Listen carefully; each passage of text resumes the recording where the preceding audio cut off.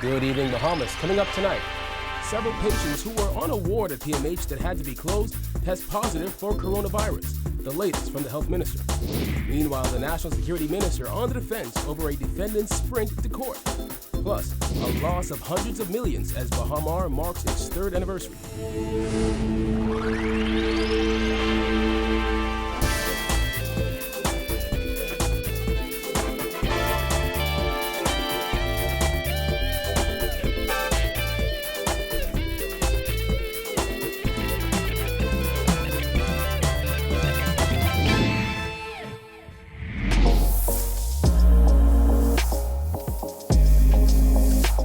Our news is brought to you by Alive. Welcome to Our News and thanks for joining us. I'm Kyle Joaquin. The Ministry of Health has confirmed another positive coronavirus case.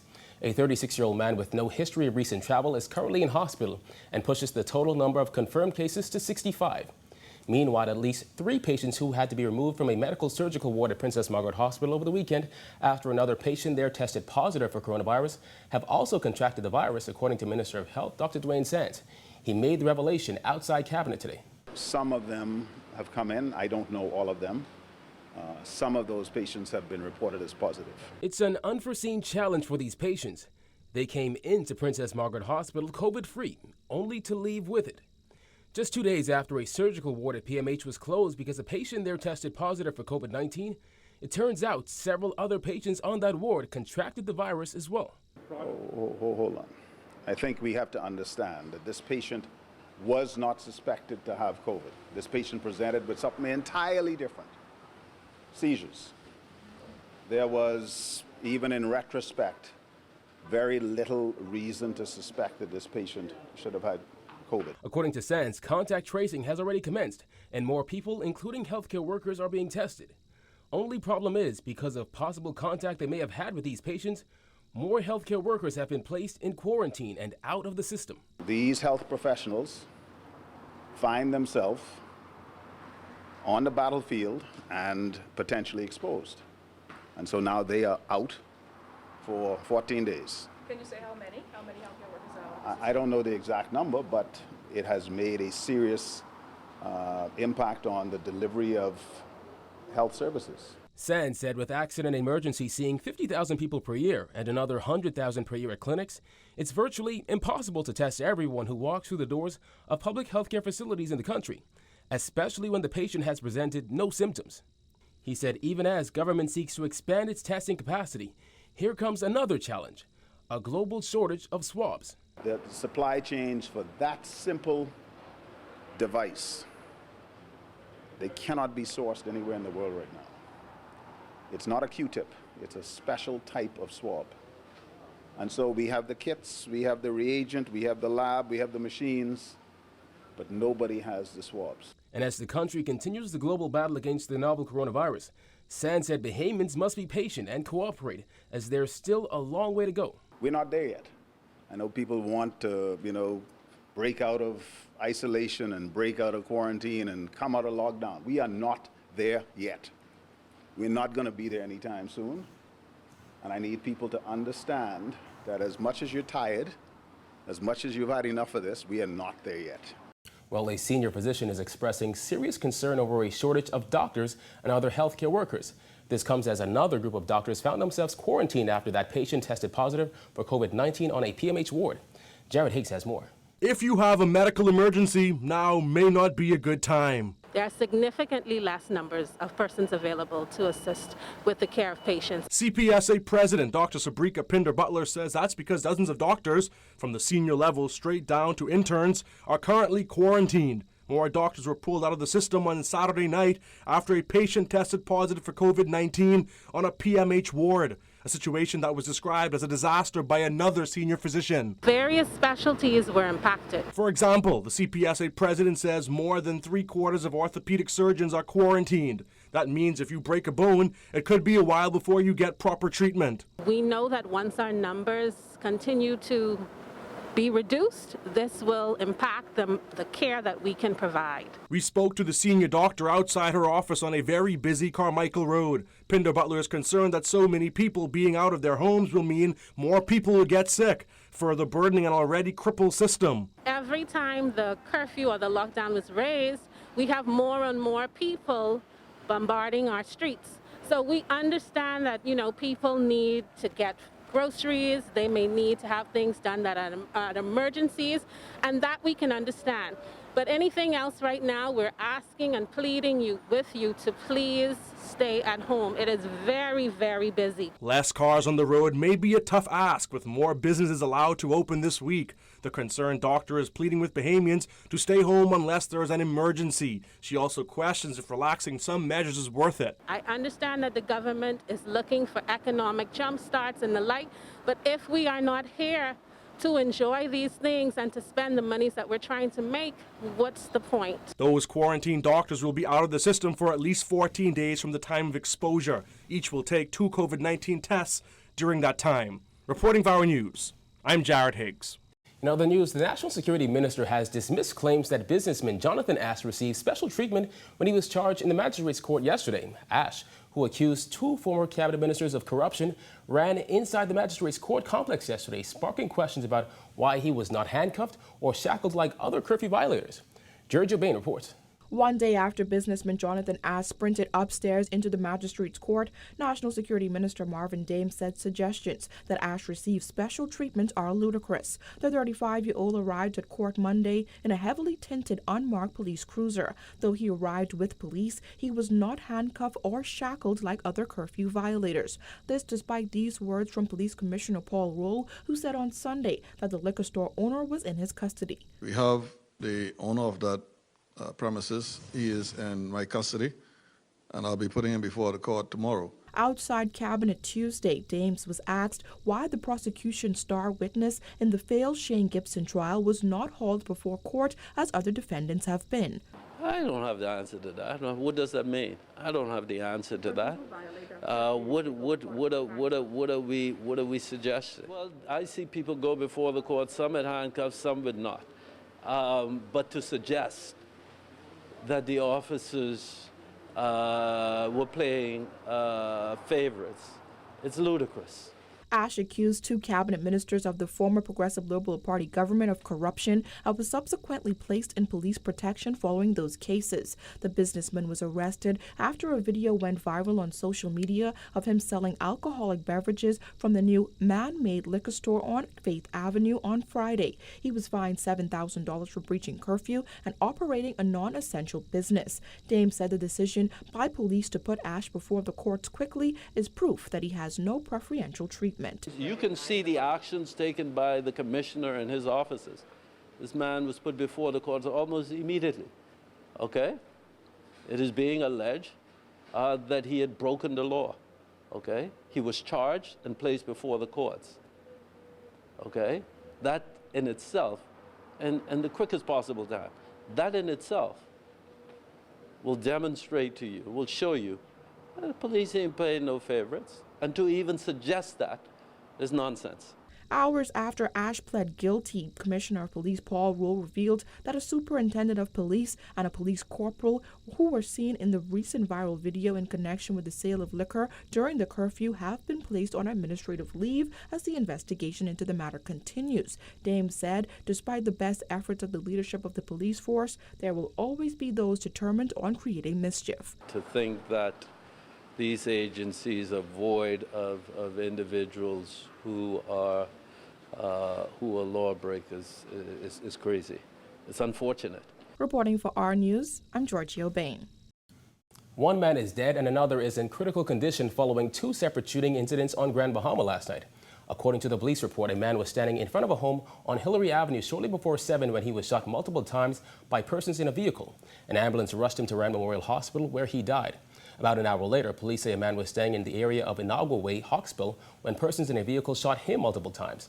A private vehicle took him to the Rand where he is listed in critical condition. Well, more than 2,000 applications for unemployment assistance have been denied, according to the National Insurance Board director, who said NIB has pumped tens of millions of dollars into the economy. Berthy McDermott reports. The National Insurance Board has paid out $1.6 million in unemployment assistance, according to NIB Director Nicola Virgil Roll. During an online news conference via Zoom, Virgil Rule said NIB received 7,771 applications. Of that figure, 4,117 or 52.9% of applications were approved. 863 or 11.1% are pending, and 2,791 or 35.9% of the applications were denied. What we're seeing there is persons applying but not having, for example, if you're a straw vendor, we require you to have some evidence that you work in the straw market. You have an invoice from the Straw Market Authority, you may have a badge of some sort. And so what we saw were that people were applying with only their IDs. So they may submit a driver's license or a passport copy, nothing that showed that they had evidence of working where they should have worked. Government recently announced the expansion of its unemployment assistance program to cover self-employed persons outside the tourism sector. At the time, Turnquest said NIB estimated that 7,000 people met the criteria for the assistance and $5.7 million was allocated for the program. For those in other sectors, Virgil Rule explained that a business license is required. For the non-tourism sector, we do require a business license, except for bus drivers, where the public service driver's license or badge is the only thing that's required. And still in some cases, we would find that persons did not have a business license. Meanwhile, NIB has processed around 18,000 unemployment applications. That adds up to a payout of some $8.7 million. Virgil Rule revealed NIB went over its budget for the unemployment benefit by $60 million and has pumped some $67 million into the economy. We have done our modeling and scenario testing, and we've looked at anywhere from we projected about 16 million extra per month to fund these programs, and so we're just under that now in terms of the monthly what would have amounted to 4 weeks of payments per month, and then of course that we take that out for 4 months or so, and so we're looking at over 60 million additional to what would have been normally budgeted. Reporting for Our News, I'm Berthany McDermott. With the resort closed until further notice, Baha Mar has lost hundreds of millions in revenue, according to its president, Graham Davis. He told Our News that while this is a trying time, they're doing all they can to assist over 5,000 employees. At Baha Mar Resort, its third anniversary is quiet. No fireworks, no music, just trees blowing in the wind and leaves on the floor as its doors remain shut. A telltale sign of the impact the coronavirus pandemic has had worldwide. Since closing its doors on March 25th, Baha Mar President Graham Davis says the impact has been significant, with a loss of revenue in the hundreds of millions, as this was the peak of the season. We're into wedding season in April, Easter vacations. We're into more events and group business coming in as well. So this has really impacted us significantly. We're talking in the hundreds of millions of dollars in lost revenues. But with the busy summer months approaching and the uncertainty of exactly when the Bahamas will flatten the curve, Davis said the resort is in a position to reopen whenever the Ministry of Health gives the all clear and airlines begin flying into the Bahamas, even if that means at the end of summer. We understand as a global family conglomerate that our businesses have been affected around the globe. But certainly with the strength of our parent organization, we feel confident that should this pandemic continue on through the summer, that we're in a position to come through. The resort has over 5,000 employees and has committed to paying the equivalent of over 40% of their salary over a 90-day period that started on March 26th, in addition to the payment of insurance premiums for those employees. Now, as for when they will be able to return to work and what reopening would look like for the resort, Davis said, I think we'll have to see what the demand looks like. We're seeing very positive feedback from our guests and certainly talking to our travel agent community and travel partners that there is a tremendous amount of pent-up demand to want to travel and take their families on vacation and come and visit. We're hopeful that people will have the confidence to get on an airplane and come to the Bahamas. In the meantime, Davis says the resort is looking at its protocols for sanitation and health. Throughout this pandemic, though, he says there is a silver lining. Our industry is being appreciated more. It will be appreciated more. Still to come, hundreds line up outside reopened stores. Plus, The National Security Minister defends police promotions. Stay tuned.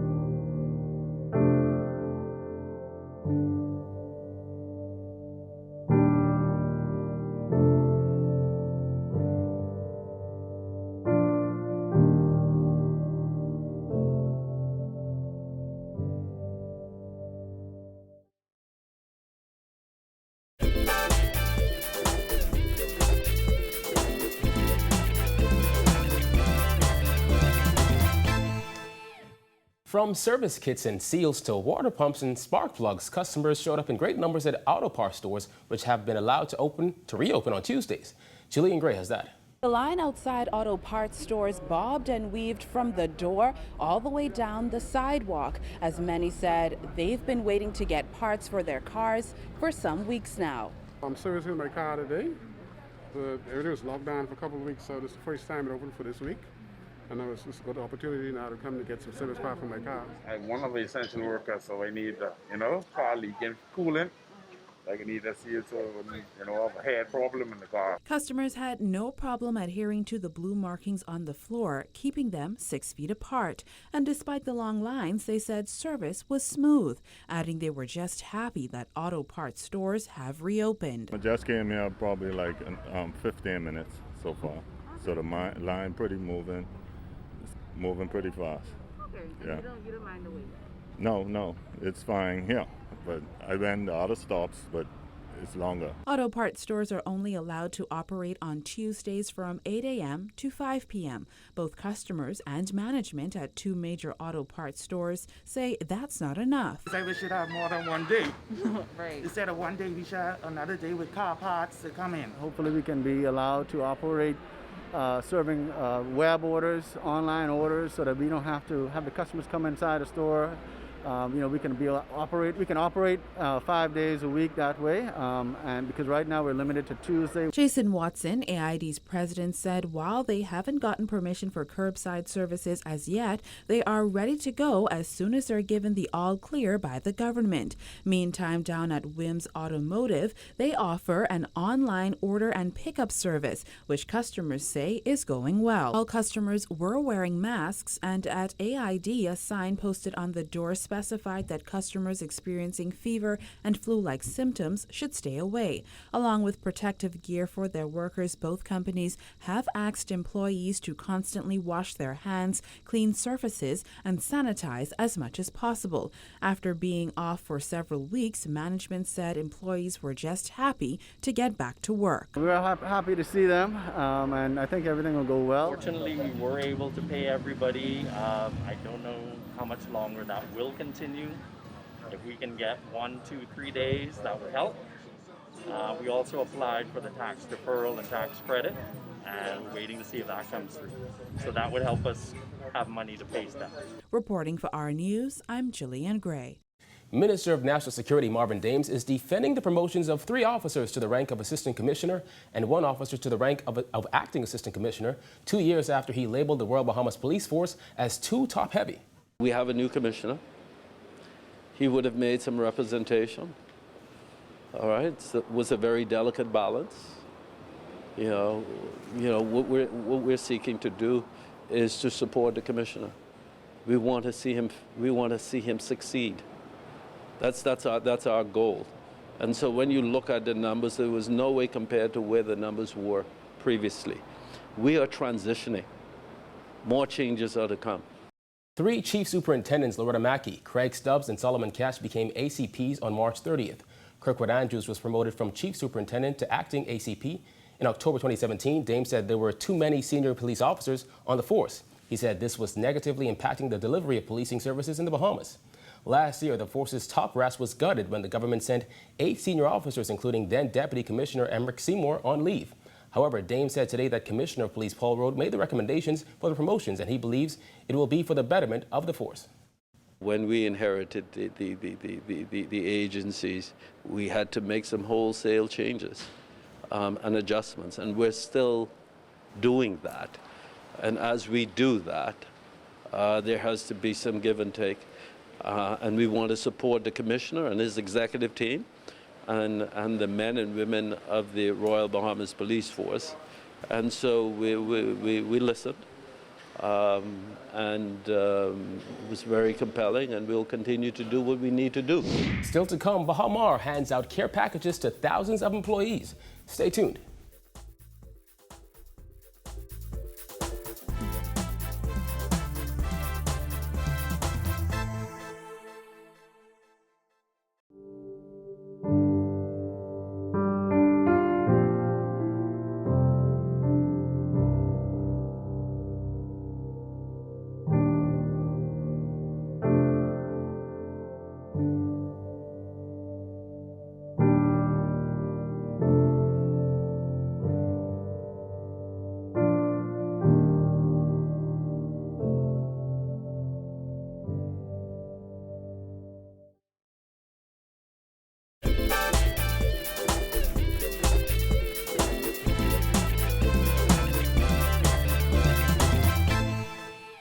You're watching Our News. Welcome back. Baha Mar commemorated the mega resort's 3rd anniversary in a way no one would have expected by handing out thousands of care packages to employees who were temporarily laid off in the wake of the COVID-19 pandemic. Jasmine Brown reports. The lines were long, but the process was a relatively smooth one as Baha Mar officials handed out hundreds of care packages. We have 2 lanes. Get a contact you card. The name is actually in front of you. Hundreds of cars lined Baha Mar's convention center parking lot as temporarily laid off staff members showed up to collect care packages filled with non-perishable items. Those lines that were being directed by security officers started at the entrance near the Malia Resort and started with staffers presenting their work IDs, then being verified before receiving their bags of items at the convention center entrance. Baha Mar's Senior Vice President for Administration and External Affairs, Robert Sands, says the goal is to hand out 5,000 packages by the end of the week. This week, we will give out close to 5,200 care packages. Today, we'll do approximately 1,500 to 1,700. Tuesday was the first day of package giveaways. It also marked the 3rd anniversary since Baha Mar opened its doors on April 21, 2017. Sands says the give back is a gesture of gratitude for workers who have helped make the resort what it is. That's why we're demonstrating and doing what we're doing today. Workers from Grand Hyatt were the first to receive care packages. Many insisted the items will help them get through the toughest of times. It's a nice gesture, it's a nice thought because they didn't have to do it. It's really helpful. I see they put corned beef, red beans, tuna. It's a lot. It's a nice gesture. I know it's gonna help. All right, I'm gonna make it help. Well, I really appreciate it. You know what I mean? Because kind of hard to get plenty of things done. Even the little bit that I got today, I could even help somebody else. Others insisted they could not wait to return to work and start earning a living again. I miss work, of course. I'm really looking for it. I hope we go open up soon so I just get back at it and, get back in the gear. And you seem pretty happy about today? Yes, I am. I'm very, just to see my people and, just help, I love it, honestly. Workers from Baha Mar's Casino, Shares Services, and Resort Services will get their packages on Wednesday, while workers from Malia, SLS, and Rosewood will receive theirs on Thursday and Friday. Reporting for Our News, I'm Jasmine Brown. All right, thanks, Jasmine. Still to come, the Deputy Prime Minister defends the reopening of some stores. Stay tuned.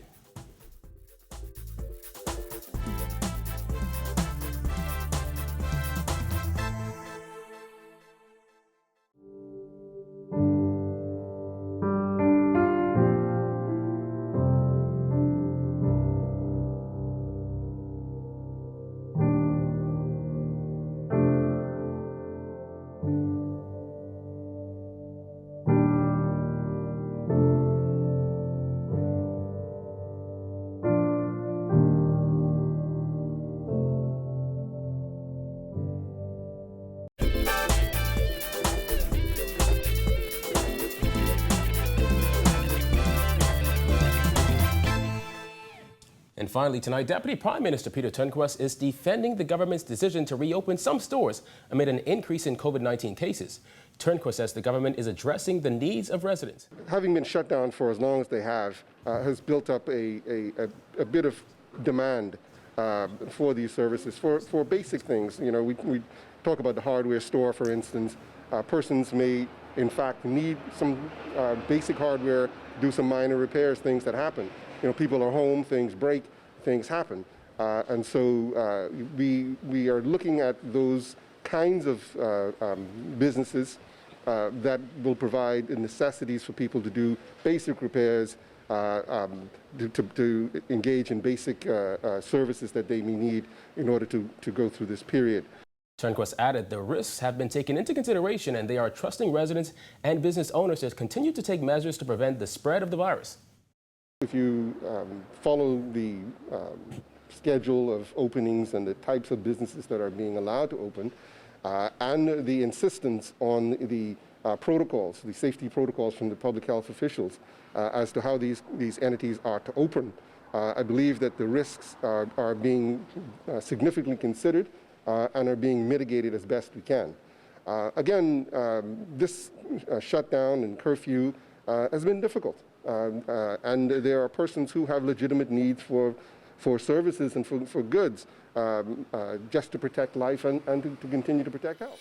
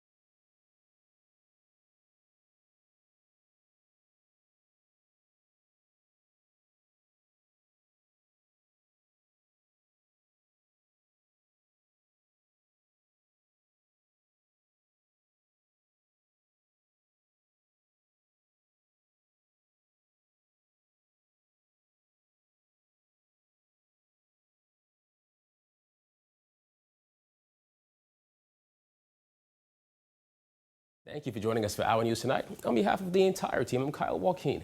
Remember, you can catch Our News on the go with the Rev Go Play app. Have a good Tuesday evening, Bahamas.